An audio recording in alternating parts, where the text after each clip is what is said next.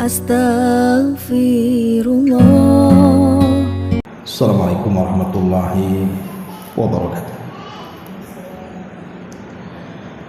Alhamdulillah wassalatu wassalamu ala rasulillah wa ala alihi wa sahbihi wa mawalah wa la hawla wa la quwata illa billahi wa ba'd. Melanjutkan kajian kita masih membahas kitab Umdatul Ahkam karya Syekh Abdul Ghani Al-Maqdisi rahimahullah ta'ala, dan kita masuk ke hadis keempat. Kita baca hadisnya. An Abi Hurairah radhiyallahu anhu anna Rasulullah sallallahu alaihi wasallam qala idza tawadda'a ahadukum falyaj'al fi anfihi ma'an thumma liyantashir wa man istajmara falyutir wa idza istayqadha ahadukum min nawmihi falyaghsilhu yadayhi qabla an yudkhilahuma fil ina'i thalathan fa inna ahadakum la yadri ayna batat yaduhu wa fi lafdin li muslimin falyastanshib bimin kharaihi minal ma wa fi lafdin man tawadda'a falyastansik.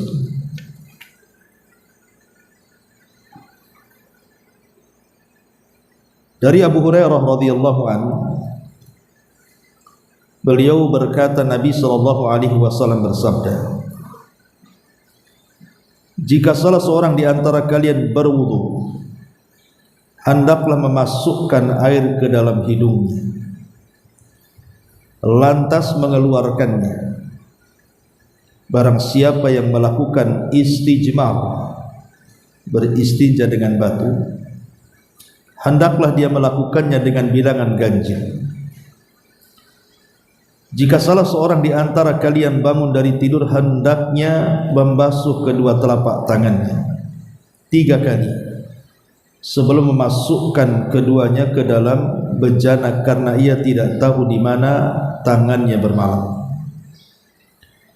Dalam lafaz Muslim, hendaklah memasukkan air ke dalam rongga hidungnya, dan dalam lafaz yang lain, barang siapa yang berwudu hendaklah memasukkan air ke dalam hidungnya dengan nafasnya. Taib ma'asyiral muslimin muslimat yang dimuliakan Allah Subhanahu wa taala.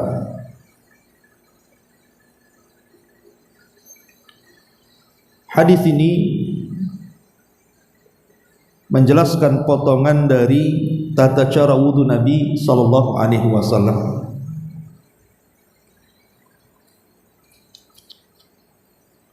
Tidak mengapa kita akan loncat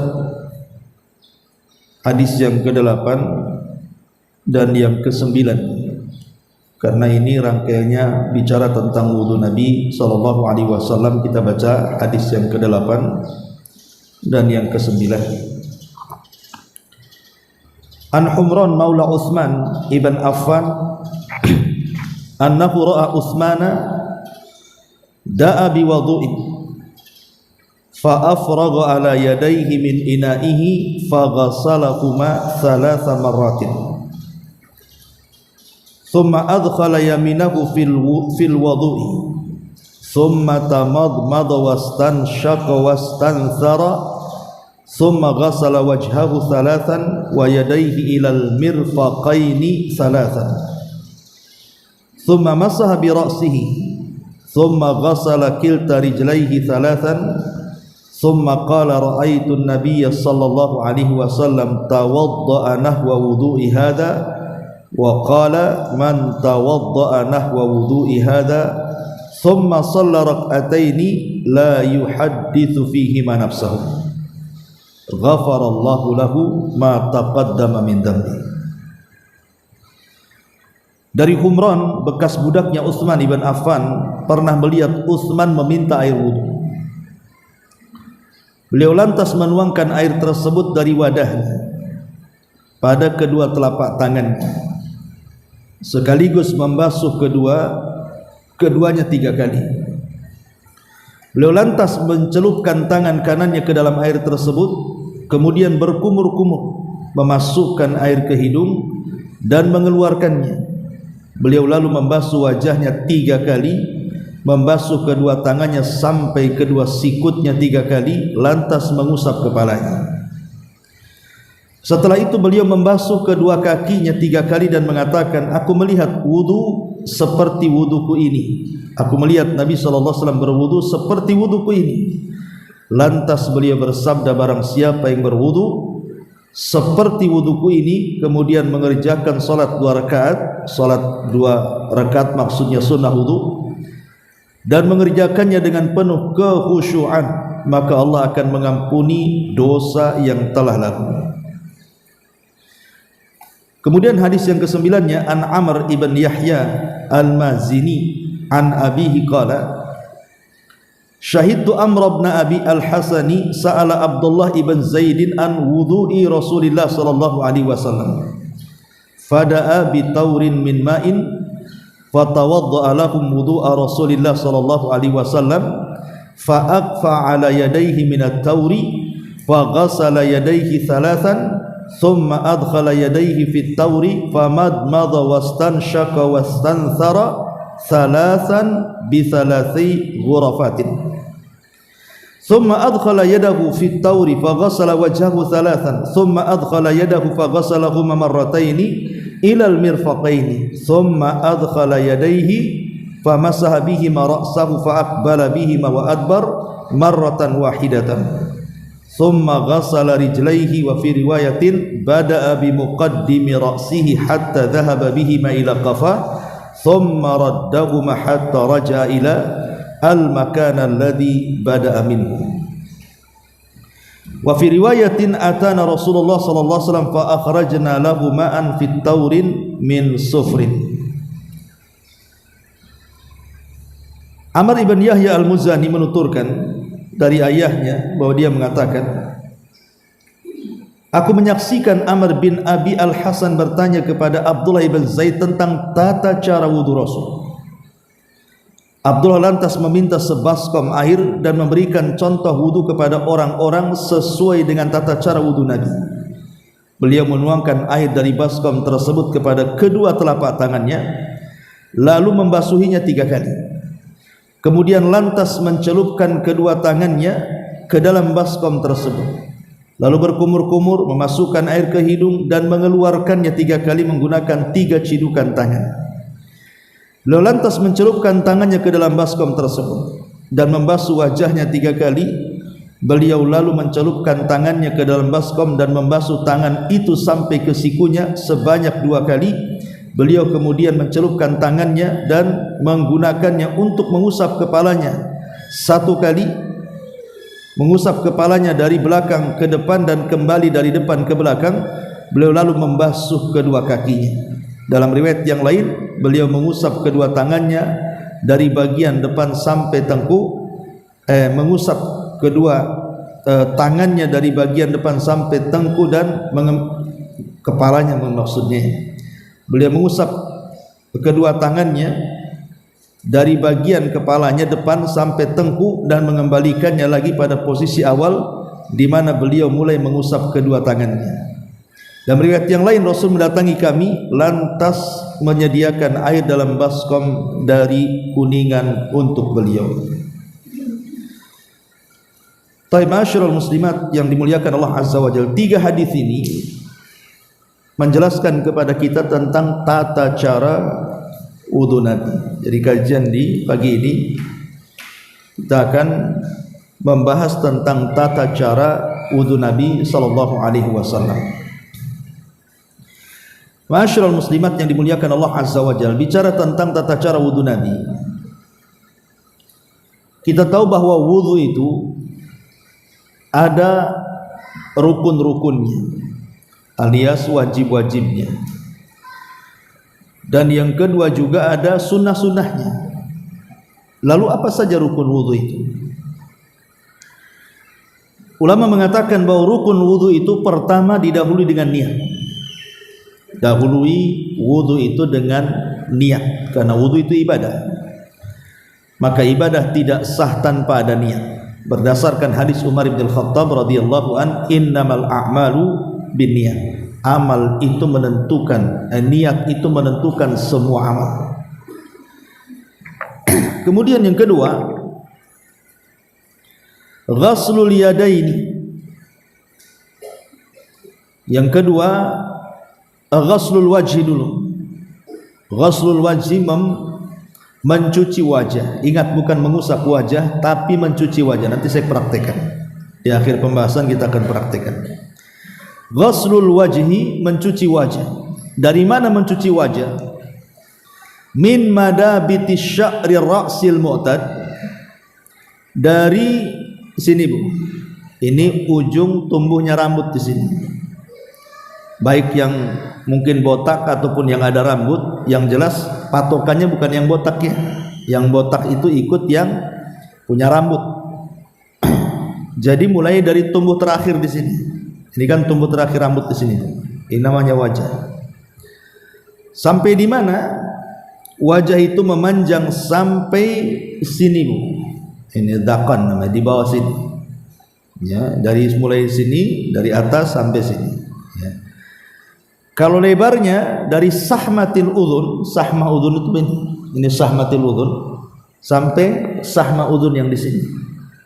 Berarti wajah itu mulai dari sini bulat sampai sini. Ya, kemudian balik lagi, itu disebut wajah. Lah wajah itu bukan diusap, dicuci. Kemudian yang ketiga di antara rukun wudu adalah ghaslul yadaini min atrafil asabi ila nihayatil mirfaqaini. Mencuci kedua tangan dari ujung-ujung jari, ini ujung jari namanya. Ini ujung jari di sini. Ya. Sampai ke mana? Sampai ke mirfaq. Mirfaq itu sini. Makanya Bu kalau berwudu harus di bajunya itu ke atas kan, karena baju perempuan agak sulit, kalau laki-laki mudah. Maka harus bajunya itu melewati mirfaq sini. Ini namanya sikut namanya. Mulai dari ujung sini sampai ke sikut sini. Kemudian juga yang keempat, mashu ar-ra'si. Mengusap kepala. Mengusap kepala baik sebagiannya atau secara keseluruhannya. Walaupun yang kuat adalah secara keseluruhan. Itu yang banyak diuraikan dalam hadis-hadis yang sahih. Kemudian yang keempat, yang kelima, ghaslu rijlaini ilal ka'baini. Mencuci kedua kaki sampai ke mata kaki. Dan kemarin kita sudah menjelaskan tentang hadis bahayanya aqab tidak tersentuh air. Jadi dalam kaki itu Bu, ini umpamanya ini kaki ini, kalau di samping kan ada matanya, itu disebut ka'bun. Kalau di belakang itu disebut aqab. Makanya Rasulullah SAW ketika melihat ada sahabat yang hanya mencuci kakinya seperti ini, tapi belakang kakinya nggak kena sini, Rasul berteriak kan, wailun lil aqabi minan nar. Celaka dari aqab yang ada di neraka itu, karena belakangnya tidak kena. Karena biasanya kan kalau seseorang itu membasuh kaki kan biasanya memang ujung kaki dulu kan, lupa yang di belakangnya. Padahal harus diperhatikan yang belakangnya itu. Karena itulah maka Nabi berteriak dan mengatakan celaka bagi tumit-tumit di neraka. Nah, ini yang kelima.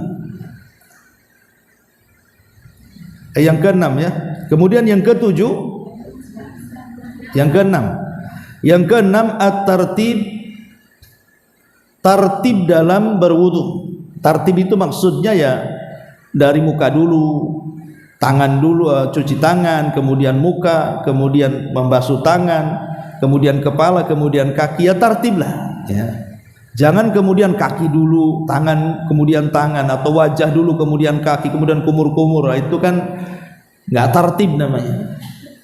Nggak sah wudunya kalau tidak tartib itu. Kemudian yang terakhir al-mualah. Al-mualah itu artinya terus-terusan. Terus-terusan, tidak ada pemisah antara basuhan pertama ke kedua dengan waktu yang lama. Sampai ada sebagian ulama mengatakan pokoknya jangan sampai kering. Umpamanya kita wudu di sini baru wajah, air habis. Di rumah ada, larilah ke rumah. Kalau rumahnya dekat nggak apa-apa, kalau rumahnya di bengkong ya jangan nerusin ya kan. Artinya mualah itu yang kira-kira batas waktunya tidak terlalu jauh. Umpamanya dari tempat wudu di sini habis ke tempat wudu akhwat gitu ya. Dan airnya juga tidak banyak, tidak bisa mengulang dari awal. Ya sudah, teruskan saja selama anggota badan masih basah. Ini ada yang mengatakan inilah rukun-rukun wudu nanti. Kalau dikerjakan dapat pahala, kalau tidak dikerjakan berdosa. Ya. Kemudian yang kedua ada namanya sunanul wudu, sunnah-sunnah wudu. Sunnah-sunnah wudu yang pertama at-tasmiyah, membaca basmalah. Membaca basmalah itu sunnah wudu. Dan membaca basmalah itu bisa diringkas dengan bismillah ataupun bismillahirrahmanirrahim, boleh dua-duanya. Kemudian yang kedua mencuci ghaslul kaffaini, mencuci kedua telapak tangan sebelum memasukkan tangan ke air. Jadi sebelum kita wudu kita cuci dulu telapak tangan. Ini sunnah ya. Dan mencuci telapak tangan itu ada dua yang harus diperhatikan. Pertama, menyela-nyela bagian tangan sini. Yang kedua, baramis. Baramis itu depan sini. Jadi ketika mencuci tangan itu bukan hanya telapak tangan saja, tapi juga harus depan belakang. Ya, harus begini ya. Kemudian baru menyela-nyelanya gini. Itu sunnah. Kemudian al-madmadhatu. Al-madmadhatu maksudnya memasukkan air ke dalam mulut. Ya, memasukkan air ke dalam mulut kemudian menggerak-gerakkannya. Dalam mazhab Hambali memang wajib, tapi ada yang mengatakan sunnah. Kemudian juga bersiwak sebelum berwudu. Itu juga bagian daripada sunnah. Kemudian istinsyak. Istinsyak memasukkan air ke hidung, tapi dalam mazhab Hambali wajib hukumnya. Kemudian istinthar, mengeluarkannya. Kemudian mencuci masul udhunaini, mencuci kedua telinga, baik zahir ataupun yang batin. Ya, yang nampak di sini atau yang di belakang. Ya. Kemudian juga at-tathlis, menambah bilangan dari satu basuhan menjadi 2 dan 3 basuhan, kecuali kepala. Kemudian juga al-iqtisadu bil ma', sederhana dalam air. Jadi kalau ibu berwudu di keran itu, jangan kemudian kerannya dibuka semua nanti moncorot semua airnya kan. Sikit-sikit aja. Ya, kalau perlu memang diambil ditutup, diambil tutup, itu lebih baik lagi. Kalaupun tidak ditutup ya airnya kecil saja. Itu namanya sederhana dalam berwudu. Karena ada hadis yang mengatakan nanti di akhir zaman ada orang yang melampaui batas dalam berwudu. Ya salah satunya karena tadi dia buka keran itu sampai kencang sekali gitu, buang-buang air namanya. Kemudian juga bagi laki-laki yang punya janggut tentu tahlilul lihyah, artinya menyela-nyela janggut. Kemudian juga memulai dari yang kanan. Memulai dari yang kanan ketika membasuh kedua tangan, kedua kaki. Jadi tangan dulu diselesaikan baru kiri. Ya. Ada kiri kanan ya sah saja wudunya, cuman tidak afdal kan gitu, menyelisih sunnah, karena sunnahnya kanan dulu semua baru kiri. Kemudian juga di antara sunnah-sunnah wudu adalah apalagi disebutkan di sini al-mubalaghatu fil madmadah, sungguh-sungguh ketika berkumur-kumur dan masukkan air ke hidung, kecuali sedang puasa. Kalau sedang puasa ya dilepehkan aja, masukkan secukupnya kemudian dilepehkan. Tapi kalau enggak puasa berkumur-kumur biar kotoran di mulut atau kotoran di hidung itu bisa keluar. Dan banyak lagi di antara sunnah-sunnah, ini sebagian sunnah yang disebutkan oleh para ulama. Baik, kita akan masuk pada sifat wudu. Bagaimana sifat wudu Nabi sallallahu alaihi wasallam? Tentu yang pertama namanya sifat wudu wajib dan sifat wudu sunnah. Jadi ada dua ya sifat wudu itu. Ada yang wajib, ada yang sunnah. Sebagaimana tadi pembagian di antara anggota ataupun bagian wudu itu ada yang rukun, ada yang sunnah. Maka sifat wudunya juga sama. Kita mulai dari yang wajib. Yang pertama sifat wudu wajib itu niat sudah jelas. Kemudian mencuci wajah secara sempurna satu kali. Secara sempurna satu kali. Ya, diantaranya juga masuk padanya kumur-kumur dan memasukkan air ke dalam hidung. Kemudian yang kedua, mencuci kedua tangan sampai ke sikut satu kali. Kemudian yang ketiga, mengusap kepala semuanya sampai kepada kedua telinga satu kali. Kemudian mencuci kedua kali sampai ke mata kaki satu kali. Kemudian yang keenam, terus-terusan, tidak terputus antara basuhan pertama dan basuhan yang kedua atau ketiga. Lah ini terangkum dalam surah Al-Maidah. 5 perkara ini terangkum dalam surah Al-Maidah, di mana Allah mengatakan dalam surah Al-Maidah ayat ke-6, ya ayyuhalladzina amanu idza qumtum ilas salati faghsilu wujuhakum wa aydiyakum ilal marafiqi wamsahu bi ru'usikum wa arjulakum ilal ka'baini.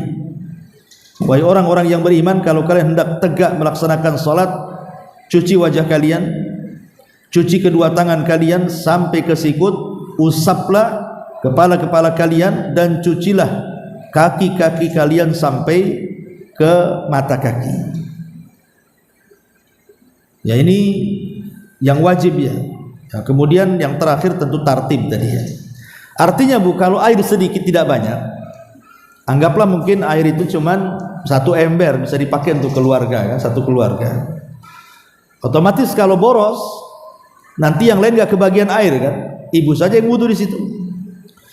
Atau umpamanya air itu cuman ada umpamanya hanya segini Bu.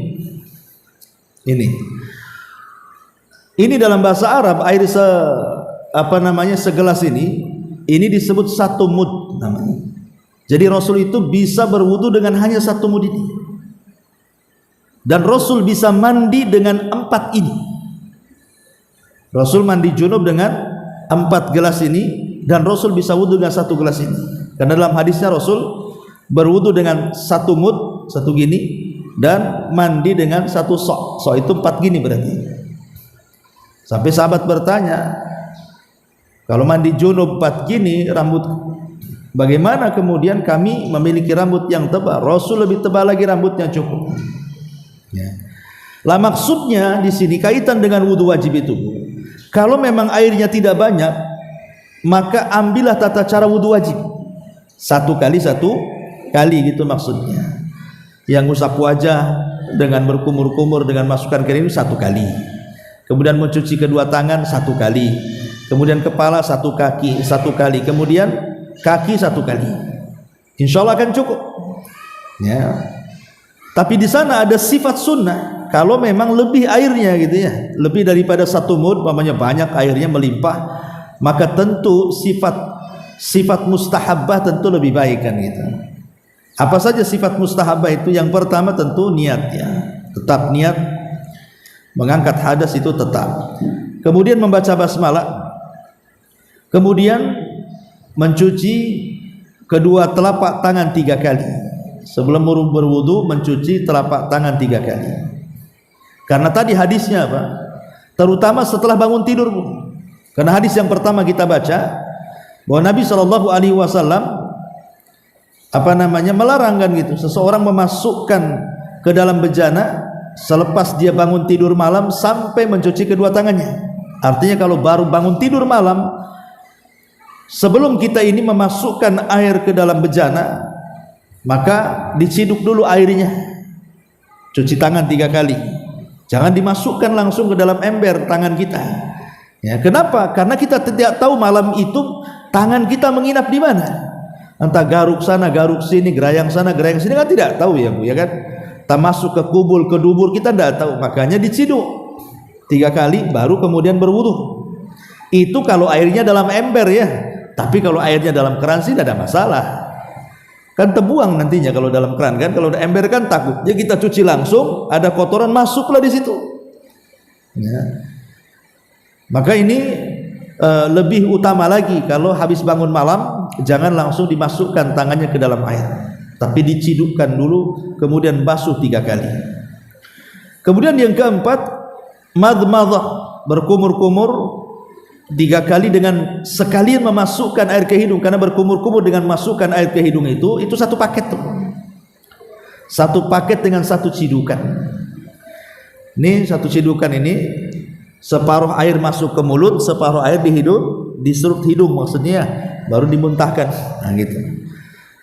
Walaupun di masyarakat kita lihat kadang-kadang dibedakan antara memasukkan air ke mulut dengan ke hidung, padahal semua riwayat yang menceritakan tentang tata cara wudu Nabi SAW antara berkumur-kumur dan masukkan air ke hidung itu satu paket. Jadi sunnahnya seperti itu.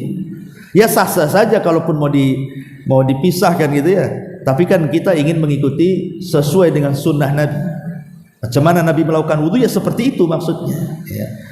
Kemudian juga yang nomor 5, mencuci wajah 3 kali. Seperti yang sudah saya katakan, mulai dari kepala sini sampai bawah dagu, kemudian dari telinga ini, daun telinga sampai ke daun telinga yang satunya. Kemudian juga yang kelima, yang keenam, mencuci kedua tangan dari ujung-ujung jari sampai ke sikut, dan harus dicuci Bu sikut ini. Sikut ini harus dicuci ya. Jadi bukan hanya sekedar wudu gini saja, tidak, tapi harus dicuci sini, gosok-gosok sebelah sini ya. Ya, karena ini batas akhir daripada wudu. Kesalahan orang itu kadang-kadang tidak mencuci sini. Ya, hanya gini saja. Enggak begitu. Cuci semuanya, gosok sini, gosok. Nah, termasuk sini. Nah, makanya kenapa Ibu kalau pakai pakaian panjang dilipatnya itu sampai atas. Nah, supaya kena sininya, dicuci sini. Itu betul wudunya. Karena Rasulullah mengatakan sampai ke sikut masalahnya. Ya. Kemudian juga yang ke-7, mengusap kepala. Maksudnya mengusap kepala dan 2 telinga itu satu paket dengan mengusap kepala.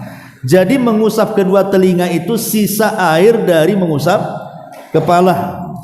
Karena Rasul yang mengatakan al-udhunani minar ra'si, kedua telinga itu bagian daripada kepala, artinya antara membasuh kepala dengan telinga itu satu paket, bukan dipisah. Dan semua riwayatnya seperti itu. Ya. Kemudian yang ke-8, mencuci kedua kaki 3 kali. Tentu yang harus dipahami aqab dengan apa namanya ka'bain itu ya. Perhatikan 2 mata kaki dan belakang kaki. Itu harus kena cucian dan bukan diusap tapi dicuci. Beda mengusap dengan mencuci. Lah ini namanya wudu sunnah. Baik, kita akan sedikit bicara tentang kesalahan wudu, baru kita praktekkan. Ya, seperti apa wudu yang sesuai dengan sunnah Nabi sallallahu alaihi wasallam. Kesalahan yang pertama saat wudu adalah seseorang meniatkan dengan niat yang keras. Niat itu dalam hati, tidak perlu dilafadzkan. Tidak perlu kita katakan nawaitul wudu li raf'il hadatsil asghar. Ya, lillahi ta'ala, tidak perlu. Dengan niat dalam hati cukup. Karena bagaimanapun an-niyatu mahalluha al-qalbu. Niat itu tempatnya di hati, tidak perlu dilafadzkan. Ini satu. Yang kedua, israf dan tabdzir. Jangan israf, membuang-buang air, memubadzirkan air, jangan. Jadi berwudulah sebatas keperluan kita berwudu. Walaupun kita ini wudu di sungai ataupun di laut, kata Rasul. Karena Rasul SAW mengatakan, innahu sayakunu fi hadhil ummah qaumun ya'taduna fit tuhur wad du'a. Akan datang sebuah kaum yang mereka itu melampaui batas dalam bersuci dan berdoa. Maka jangan mentabdzir air. Kemudian yang ketiga, tidak membaca basmalah. Tidak membaca basmalah. Ya memang baca basmalah ini hukumnya sunnah, tapi meninggalkannya pun mengurangi kesempurnaan wudu kan begitu. Kemudian juga langsung memasukkan air ke dalam bejana seperti tadi, habis bangun tidur ada air di ember, langsung tangan kita masuk, tidak diciduk dulu. Ya, kemudian kita cuci tangan kita di luar bejana, di luar ember itu 3 kali. Terutama habis bangun malam. Ya, walaupun tidak habis tidur, memang begitu sunnahnya. Takut kita ini membawa kotoran di tangan masuk ke dalam air dalam ember tersebut. Kemudian juga yang selanjutnya was-was. Ada orang yang was-was parah lagi kadang-kadang. Wudu itu 1 ember gak cukup. Kalau bisa itu 3 galon. Nah, ini kan was-was, jangan was-was. Was-was itu dari setan. Ya. Kemudian juga ada doa setiap membasuh anggota wudu. Umpamanya ketika membasuh wajah ada doanya, ya Allah, Allahumma bayyid wujuhana, ya Allah putihkan wajah-wajah kami. Ketika membasuh tangan ada doanya. Tidak ada. Semua riwayat tentang masalah doa pada setiap basuhan itu tidak ada yang sahih. Jadi tidak perlu berdoa. Adapun doa yang warid dalam wudu itu cuman di awal dan akhir saja. Pertama baca basmalah, itu betul, bismillah atau bismillahirrahmanirrahim. Kemudian nanti di akhir wudu, kita berdoa kepada Allah Subhanahu wa taala, asyhadu an la ilaha illallah wahdahu la syarikalah wa asyhadu anna Muhammadan abduhu wa rasuluh. Dan Imam Tirmidzi menambah, Allahumma ij'alni minat tawwabin waj'alni minal mutatahhirin. Itu saja doanya. Ya. Masyarul muslimat yang dimuliakan Allah Azza wa Jalla. Kemudian juga hitungan lebih daripada 3. Umpamanya ketika membasuh wajah lebih daripada 3 basuhan. Ibu buat 5 biar lebih bersih lagi wajah. Justru menambah basuhan dari 3 itu kesalahan dalam berwudu. Walaupun niatnya bagus kan, makanya sering saya katakan niat baik itu belum tentu benar. Karena benarnya itu harus mengikuti sunnah Nabi. Makanya perlu ikhlas dan ittiba tadi. Rasul mengatakan, faman zada faqad asaa wa zalama. Siapa yang menambah dari 3 basuhan, dia telah salah wudunya dan telah melakukan kezaliman. Jadi paling banyak 3 basuhan, yang wajib 1, yang 2 dan 3 itu sunnah, tapi tidak boleh ditambah. Ya, tidak boleh ditambah dari 3 basuhan. Kemudian juga saat berkumur-kumur hanya masuk dilepehkan, tidak digerak-gerakkan gitu ya.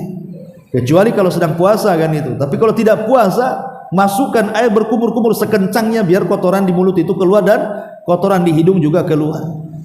Kemudian yang lebih parah lagi, terkadang tidak sampai air ke anggota badan.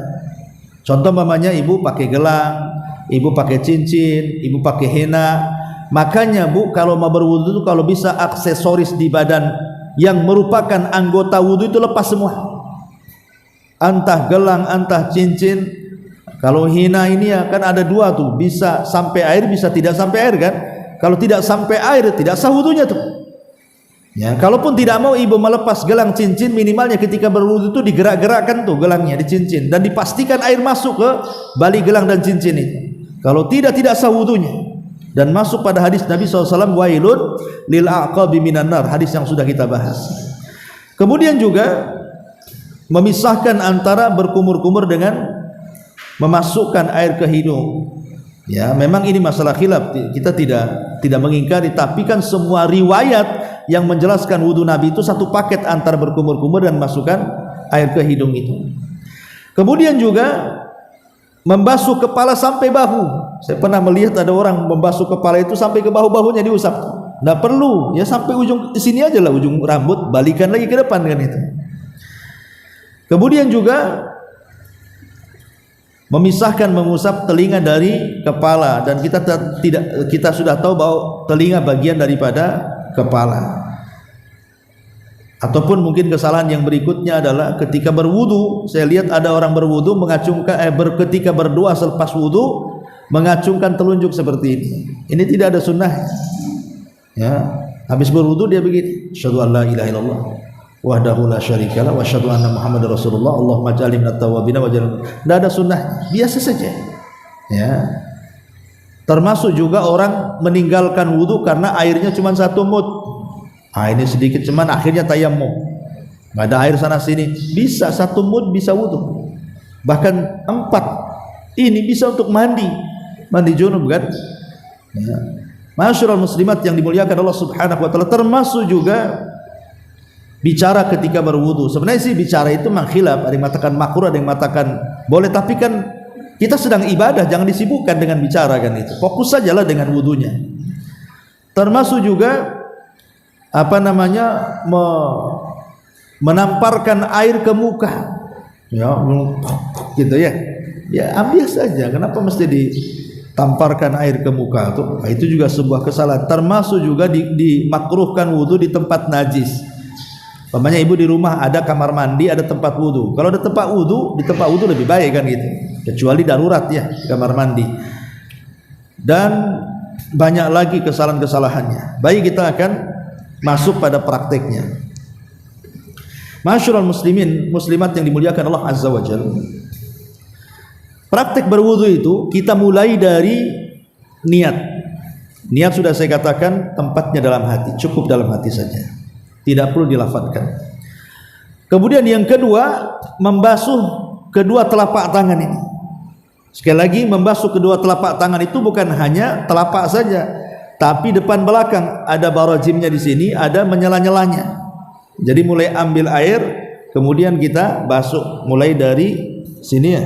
Nah, dari ini, kalau ini yang tangan, yang kanan berarti yang kanan dulu. Oke. Nah, dibersih-bersih gini, baru yang kiri, baru di sela-sela, ya, di sela-sela.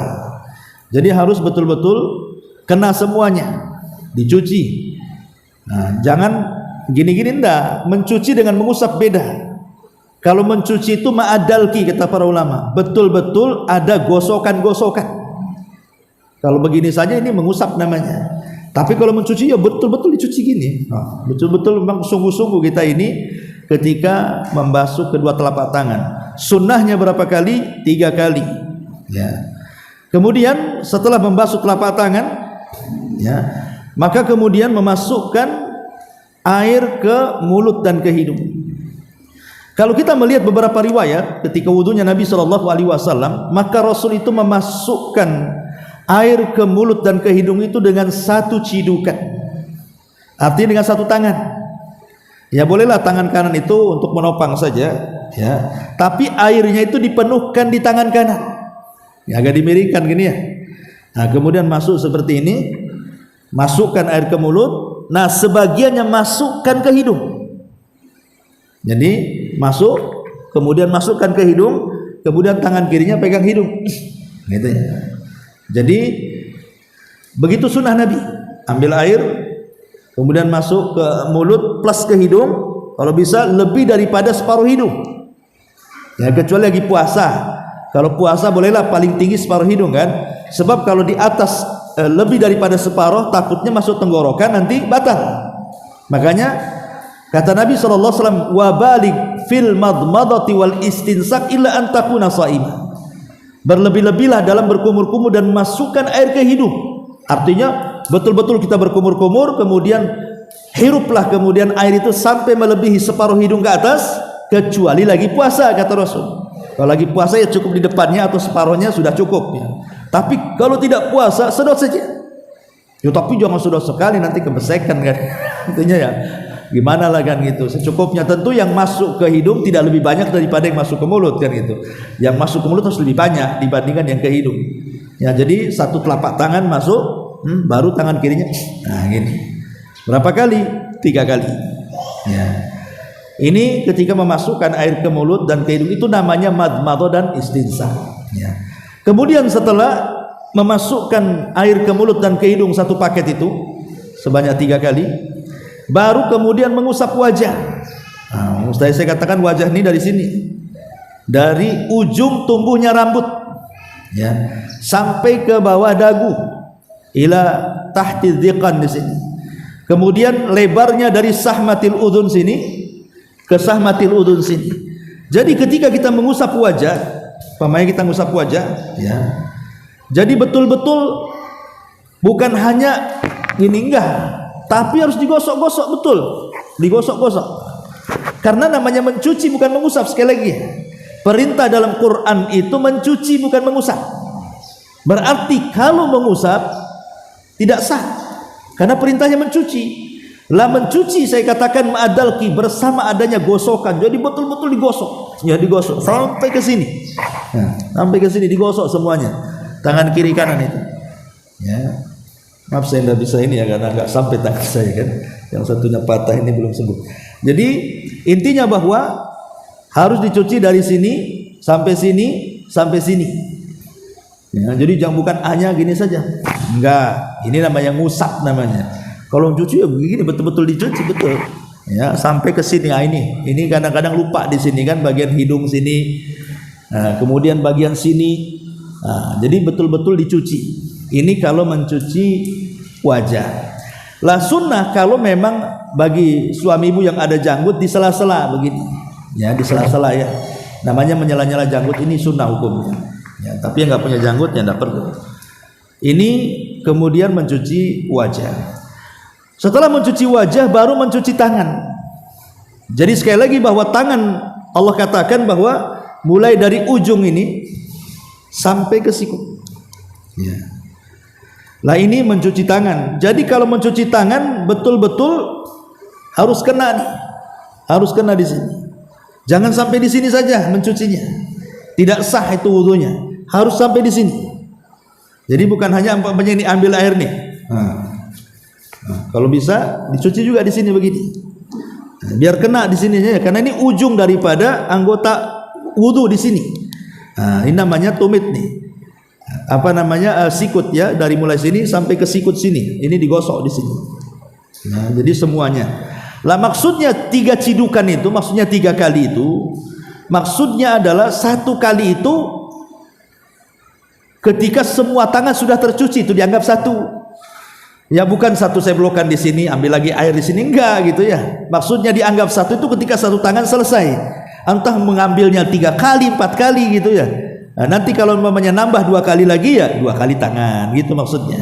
Nah, ini harus dipahami ketika mencuci tangan, harus sampai di sini di sikutnya dicuci betul. Ya, kemudian sela-selanya sini, ya pandai-pandai lah ibu. Ya.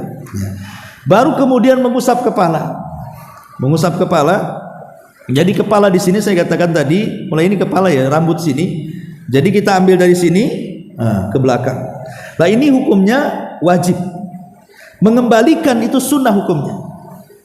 Jadi yang wajib itu dari depan ke belakang.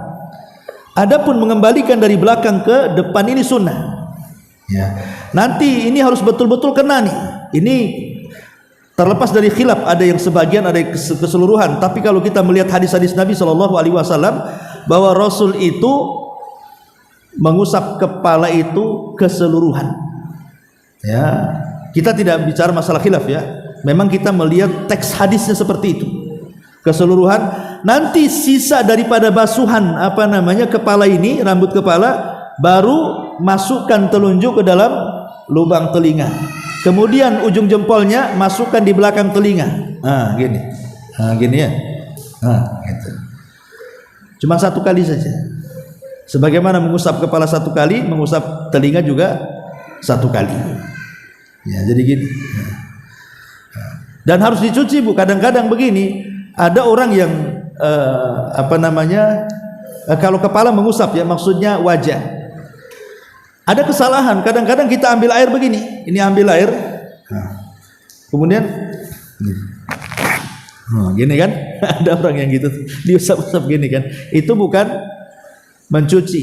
Kemudian ketika mengusap kepala juga, mungkin rambutnya ini habis dikasih minyak, habis nyisir kan, kadang-kadang kalau umpamanya begini takut rusak dia gayanya, kan ada orang yang takut rusak gaya rambutnya loh, akhirnya dia di atasnya saja. Yang penting kena semua, enggak gitu, harus betul-betul ditekan begini. Ya rusak-rusak memang harus rusak kan gitu ya. Kalau enggak gitu nanti enggak sah wudunya. Jadi harus betul-betul ditekan kepalanya sampai ke belakang baru ke depan lagi. Lah sisanya baru untuk telinga. Baru setelah itu kemudian mencuci kaki. Ingat, Atof dalam wa arjulakum surah Al-Maidah itu bukan ke kepala tapi ke tangan. Makanya ketika Allah Subhanahu wa taala berfirman wa arjulakum menggunakan fathah bukan wa arjulikum menggunakan kasrah, karena kaki itu mengikut tangan bukan mengikut kepala. Kan Allah mengatakan idza kumtum ila salati faghsilu wujuha, di situ fathah kan, wujuhakum berarti pakai fathah di situ. Wa aidiya pakai fathah juga, berarti wajah dan tangan dicuci. Tapi ketika Allah mengatakan wamsahu biruusi, di sini pakai kasroh, ya kan? Berarti itu diusap. Biruusikum wa arjulakum, bukan wa arjulikum. Nah, karena fathah itu mengikuti kepada tangan. Makanya mencuci kaki itu bukan diusap tapi dicuci. Sama dengan kita mencuci tangan, maka kaki pun tidak boleh diusap, harus dicuci. Ya, jadi betul-betul dicuci kaki ini seperti ini, mata kakinya, dan terutama aqobnya di belakang kaki itu. Kan kaki seperti ini, di belakang ini kadang-kadang lupa orang tuh. Jadi betul-betul dicuci saat belakang-belakangnya begini. Ya, bukan hanya yang lebih parah lagi itu kadang-kadang keran taruh kakinya gini saja. Tangannya tidak mau dia nyuci, nggak sah wudunya itu. Masa kakinya taruh begini saja, yang penting basah semua. Itu sudah salah dua-duanya, tidak diusap, tidak dicuci kan gitu.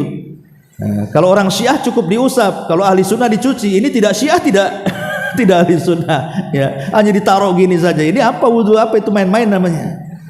Ya, jadi wudu itu ketika mencuci kaki betul-betul dicuci sak sela-selanya sini, kemudian sak mata kakinya, kemudian sak belakangnya.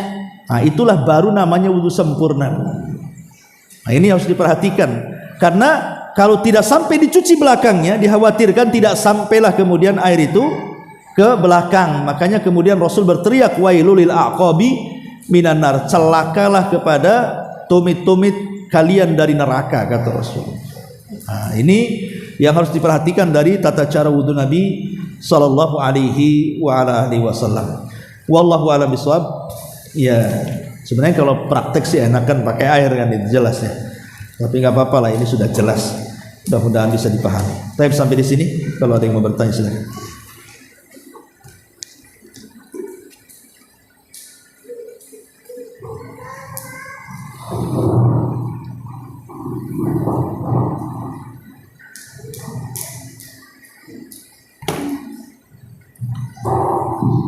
Ya, ini dari YouTube ada pertanyaan, bagaimana mengusap kepala bagi wanita terutama yang memiliki rambut panjang? Iya, mengusap kepala bagi laki-laki dan perempuan itu tidak ada bedanya. Kalau memang ada perbedaan tata cara wudu Nabi yang laki-laki dan perempuan, tentu akan dijelaskan. Karena istri-istri Nabi juga banyak, mereka juga berwudu. Tapi tidak ada penjelasan bahwa wudu mereka berbeda dengan wudu laki-laki. Artinya sama.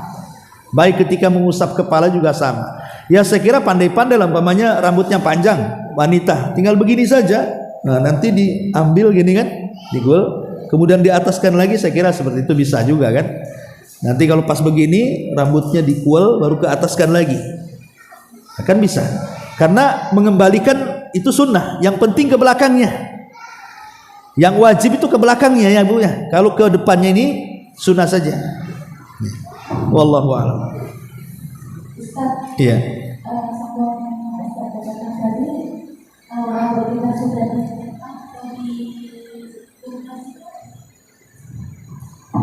Di kepang.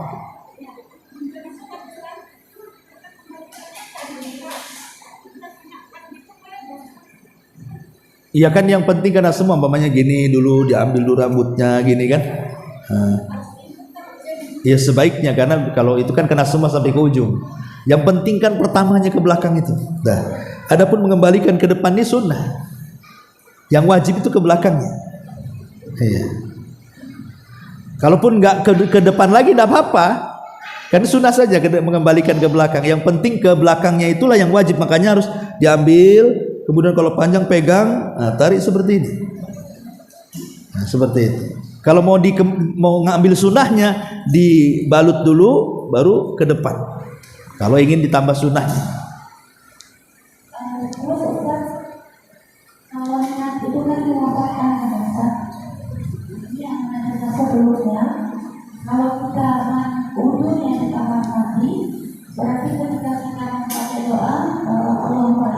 juga kita ucapkan kita lakukan bismillah di luar kamar mandi.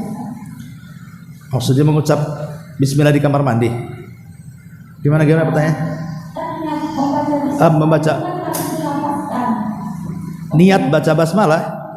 Baca basmalah bukan niat. Atau wudu ya. Karena kita wudunya dalam kamar mandi, kita membaca bismillah itu di luar kamar mandi. Iya, sebagian ulama memang saya pernah bertanya kepada beberapa guru waktu di Yaman. Jadi macam mana orang berwudu itu? Kalau nggak salah kepada Syekh Adnan, saya tanya kepada beliau, Syekh, saya bilang gimana kalau orang berwudu di kamar mandi? Ya. Maka dia katakan sebaiknya baca basmalah di luar kamar mandi. Walaupun ada yang mengatakan dalam hati, ya, tapi kan membaca basmalah bukan niat. Kalau dalam hati itu niat kan itu ya. Maka sebaiknya bacalah di luar. Sebagaimana doanya juga sama, setelah wudu keluar, kemudian berdoa di luar. Wallahu a'lam. Begitu juga dengan ketika kita lagi ngobrol, kita sudah baca bismillah di luar. Tapi saya tidak mau kita di dalam kamar mandi, kita lakukan bismillah di luar. Di dalam kamar mandi? Setiap mau wudu iyalah. Syariat setiap mau wudu ya memang itu. Cuman kan masalahnya apakah kemudian disyariatkan juga ta'awud, membaca a'udzubillahi minasyaitonirrajim bismillahirrahmanirrahim, ataukah mencukupkan dengan tasmiyah saja? Saya sudah catat pembahasan ini. Bentar. Apakah perlu juga ta'awud gitu ya ketika membaca basmalah, ketika berwudu itu?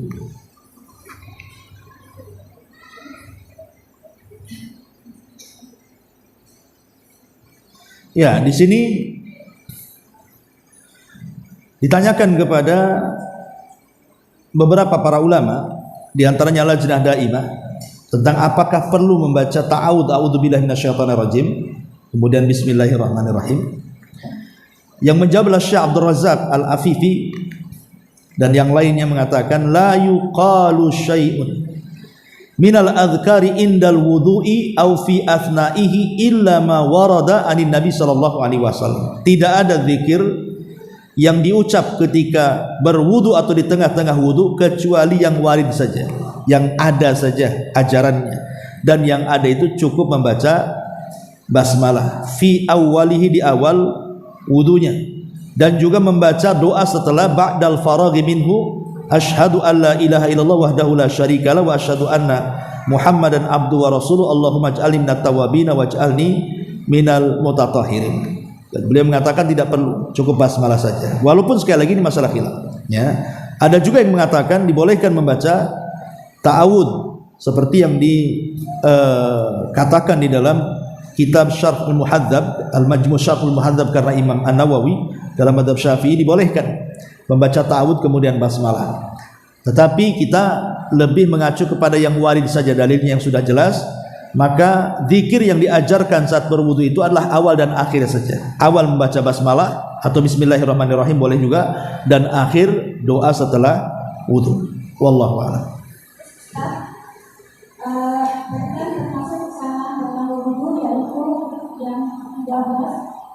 Membaca doa mengangkat jari.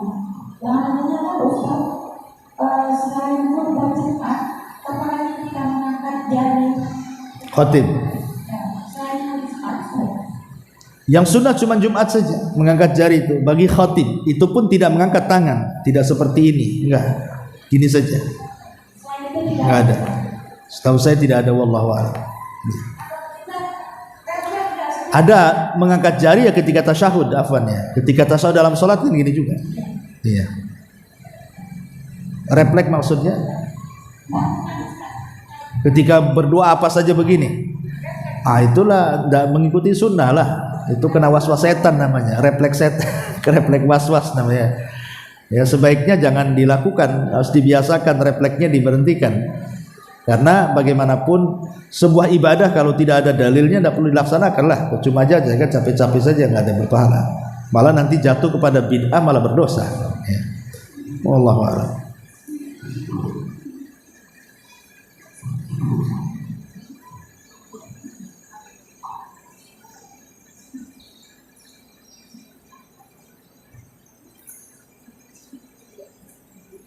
Sudah? Nggak ada? Nggak ada, kita tutup.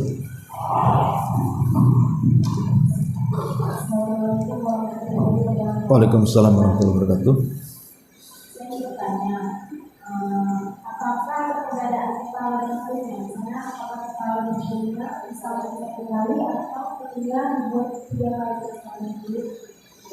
Iya. Dalam riwayat tidak ada satupun hadis.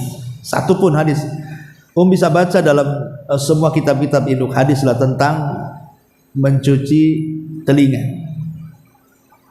Ya. Pertama Quran tidak menyebut telinga. Quran yang mengatakan apa? Usaplah wajah-wajah kalian. Dan disebut telinga dalam Quran. Tapi disebut telinga itu dalam tata cara wudu yang dipraktikkan Nabi, yang dilihat para sahabat, yang tadi kita baca sebagiannya. Di situ menunjukkan bahwa mengusap telinga itu cuma 1 kali ketika mengusap kepala. Dan ada hadis yang lebih jelas lagi mengatakan al-udhunani minar ra'si, bahwa telinga itu bagian daripada kepala. Lah ketika telinga bagian daripada kepala, berarti mengusap telinga 1 kali sama ketika mengusap kepala, gitu maksudnya. Karena di bagian daripada kepala. Ya. Jadi apa yang dilakukan selama ini di luar kadang-kadang itu pun tidak salah. Kadang-kadang 3 kali itu ini aja yang dibasuh nih. Saya lihat orang wudu tuh gini-gini aja deh. Ininya yang dibasuh ya. Padahal kalau memang basuh telinga itu harus ke dalam-dalamnya sini kan. Tujuan basuh telinga apa? Mengeluarkan kotoran dari lubang telinga. Makanya jarinya dimasukkan, kemudian jempolnya ini mengeluarkan kotoran dari belakang, jarinya mengeluarkan kotoran dari dalam. Bukan begini. Ya sebenarnya secara umum wudu masyarakat itu sah-sah saja. Cuman kurang sempurna saja kan itu. Kalaupun dibagi 3 nggak ada masalah, tapi kan sunnahnya nggak seperti itu. Ya, menyelisih sunnah itu bukan berarti batal wudunya, tidak. Maksudnya kurang sempurna saja. Kan kita kan berusaha untuk mengikuti sunnah dalam segala ibadah itu. Apa yang Rasul lakukan, itulah yang kita amalkan. Nah, ketika Rasul membasuh telinga, ya cuma 1 kali saja. Yaitu sejalan dengan membasuh kepala. Karena di dalam hadis itu rata-rata ketika menjelaskan membasuh kepala mesti ada kata-kata marrotan wahidah, 1 kali. Tapi ketika bicara soal tangan, soal kaki, soal wajah, thalatha marrat, 3 kali. Nah, dari sini kita tahu bahwa mengusap kepala dan telinga itu cuma 1 kali saja. Wallahu a'lam. Ya. Tentang yang membaca bismillah ketika berwudu di dalam tempat itu, jadi kalau mau diulang tentang kalau kita mandi junub, tentu kita membaca basmalah di luar itu untuk mandi junub. Apakah ketika selesai mandi junub terus kita tidak berwudu, apakah sudah apakah mengulang bismillahnya diulang harus? Tidak, mandi junub kan wudu dulu, Bu. Ya, cuman kan mungkin pas batal. Ya sebaiknya enggak, itu kan sunnah, Bu. Kalau tidak dibaca pun sah-sah saja. Kan membaca bismillah itu sunnah. Berarti kalau seandainya nih ibu riweh, apa riweh itu bahasanya ya? Ya repot lah bolak-balik keluar kan gitu kan. Baca bismillah dulu keluar, masuk lagi. Ya enggak usah baca basmalah lah. Kan ibu pertama wudu, kemudian mandi junub. Qadarullah setelah mandi junub ibu berak atau kencing kan batal lagi. Mau sholat berarti wudu lagi kan gitu. Ya kalau tidak memungkinkan keluar, ya enggak usah baca basmalah, langsung wudu aja. Iya. Tapi enggak termasuk ini ya Ustaz ya, kesalahan dalam sholat. Kesalahan dalam salat. Kesalahan dalam wudu. Ya maksudnya kesalahan dalam wudu itu kalau di tempat-tempat yang memungkinkan baca basmalah kita meninggalkan secara sengaja kan gitu. Ini kan dalam kondisi darurat kan, kita di dalam kamar mandi. Nah, wallahu a'lam. Terus satu lagi Ustaz, untuk yang punya penyakit sehingga tidak bisa istinsya sampai ke lebih separuh itu enggak masalah ya Ustaz? Enggak masalah, kalau ada penyakit beda lah hukumnya. Ya, wallahu a'lam. Iya. Baik, sampai di sini. Kalau ada manfaatnya, kajian nanti malam libur dulu ya, karena juga sudah takbiran nanti malam.